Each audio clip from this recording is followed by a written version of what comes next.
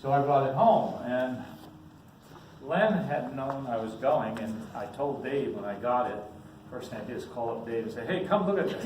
And he looked at it, and he just smiled when I said I was going to repair it, get it to go work. He didn't say too much then, but he did say one thing, and so did Len.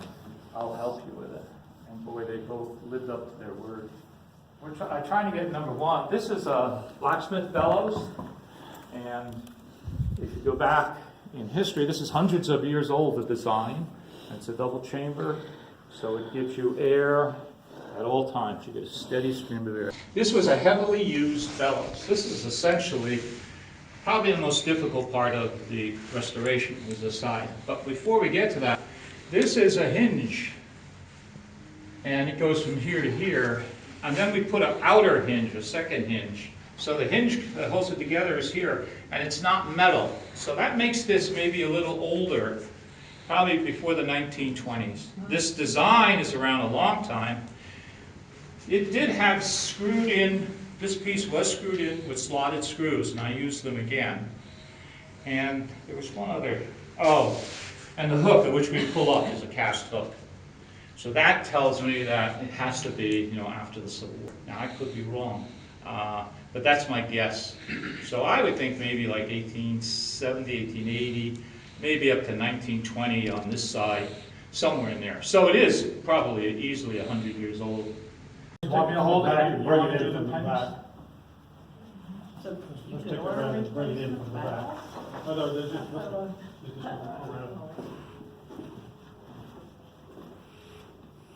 I can see why a blacksmith had to have an apprentice.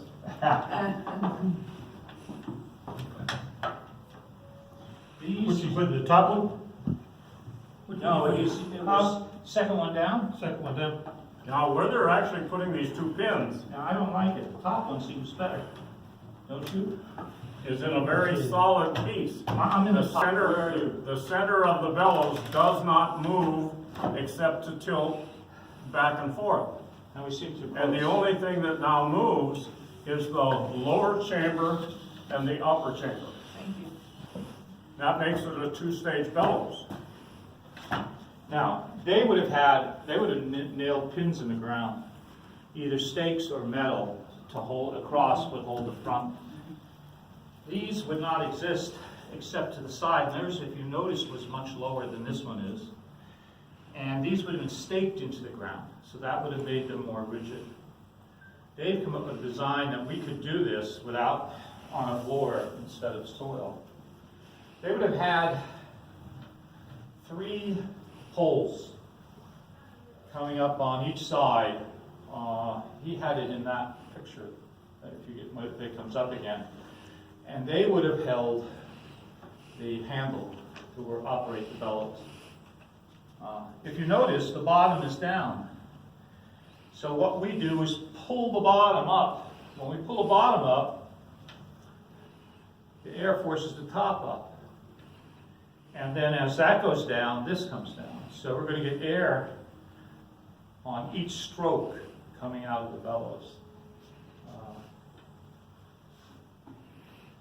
I don't know. Is that too high? No, that looks like it's right. Now, when I started operating this, it was too gentle, and I found out you have to be give it a little gusto to force this top one up. So, and if you get a Actually, it's rhythm, not the gust, it's the air pressure that does it. Oh, there. no, there you go. the gusto is raising the bottom quick enough, and you would need a piece of paper here. But now, once you have a rhythm, you get a continuous flow of air that would feed the bellows. Obviously, it'd be a tube. In that picture, they look like what they had is a black barrel, a black powder barrel, about this high, and they had a little pot forge. It had metal sleeves come up the sides, and there was a hole in that, and then there was kind of a round, small round pot that this went into, and that's all they had. And they obviously used charcoal, and this isn't in the whole way.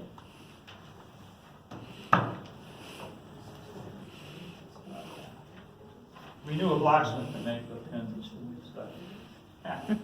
All right, taking this apart was a lot of fun. This piece was completely rotted and broken, so that's the only thing on the major surfaces we repaired.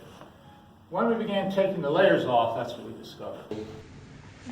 And it was heavily used. That's the only thing I can describe that. Being in pieces, this board is on the inside of this, and it'll give you an idea of the warping that went on. I removed a little bit of it, but this is the original piece. I actually cut it to fit the warping because it literally had pulled out. In the middle are there's three boards that make up the bellows. There's a center board, a top board, and a bottom. And then in between, could you crank it, Len? In between, there's a spacer. And the spacer is for the leather on the sides, so it's actually hollow in between. If I could pull this up and separate it a little more. The discussion was whether I should replace them or just repair them. And in the end, I said, well, if I'm going to make it workable, I'm going to replace them because they're important. It's very possible these could have been repaired and would have lasted since no one's going to use it. So we started by taking that off. And as I went, this is I should say, the first layer that was ever used. So the original layer was some kind of hide. I don't know if it was probably cowhide. There was a second layer. So at some point, someone repaired the bottom layer. Didn't apparently do the whole thing. He just did what he had to necessary. There was then a third layer. Now this one is the strangest of all. It is fabric that was painted and doubled up. So I guess they couldn't afford leather or canvas, so they used what they had. This is the last layer. This is another canvas layer. It's a little heavier than the others. So if you look at each of these, you know it was being used, and you know that it was being used over an awful long period of time. Now the last 10 or 15 years it was not being used. I guess we'll get to the leather. Tom sent me to his friends over in Norcross, Handy Leather, and I try to make a pattern by bracing these layers open. I could then measure and determine how large it should be. I didn't know exactly, I was guessing, but there was one section which was almost complete, so that kind of guided us.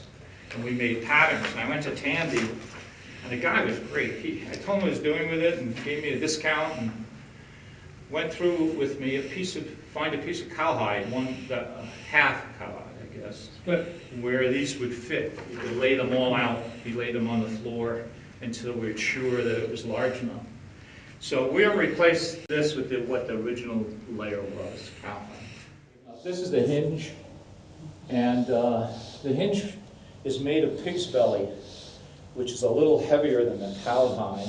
And this was on the recommendation of the guy from Handy Leather. We finished it off. This was there's a shot of this originally in there. This too is a pig's belly, and it's like an outer hinge. So now literally there are two hinges, an inner and an outer, which would make it last a long time. One of those hinges was totally gone, and the other one was still in place when we took it apart. And then Dave said, hey, there's a sawmill over in Forsyth, so why don't we go over there and see if he has any white oak. Each seam of the leather that was nailed to the board had to be covered with this wood. Now Dave, in his ingenuity, not only figured out this part, but then he brought it back to Mark with the edges all nicely chamfered, and so that no one can get slivers and what have you from it. But this piece right here actually is not only decoration, but it serves the purpose of holding all of this leather up against that wooden edge. It makes it really a good solid structure and keeps it sealed. Now the lightest leather goes on the flaps. And the guy Handy picked this out for me. Pig's belly went for the hinge, and the cow's hide went for the sides of the bellows. We were done with it, and then we said, well, how are we gonna use it? And Dave said, don't worry, I'll come up with a design. He goes home. A couple of days later, he not only comes in with the design, he comes in with a frame made and assembled. And of course, being an engineer, it worked from day one. Probably the biggest adjustment was for us to get the tempo or pace of how to use it. I started out, I don't know why, being gentle, and I noticed it wasn't working right. And then as I got more aggressive, then I found out, well, now it really works right. So that's our restoration project.